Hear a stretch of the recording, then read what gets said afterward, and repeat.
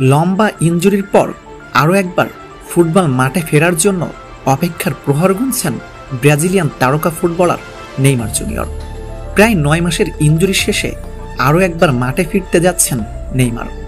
খুশির সংবাদ হলো নেইমার মাঠে এবং জিমে অনুশীলন শুরু করে দিয়েছেন, যার মানে নেইমারের ইনজুরি পুরোপুরি সেরে উঠেছে।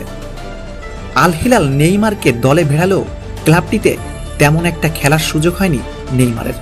হিলালে আসতেই ইনজুরির কারণে লম্বা সময় মাঠের বাইরে চলে যেতে হয়েছে প্রিয় নেইমার জুনিয়রকে। তবে এবার আল হিলালের জার্সিতেও অনুশীলন শুরু করে দিয়েছেন নেইমার জুনিয়র। সেখানে নেইমার একা অনুশীলন করছেন না, তার সাথে দেখা গিয়েছে নেইমারের দ্বিতীয় সন্তান মাবিকে। কন্যা মাবির সাথেই অনুশীলন উপভোগ করছেন নেইমার।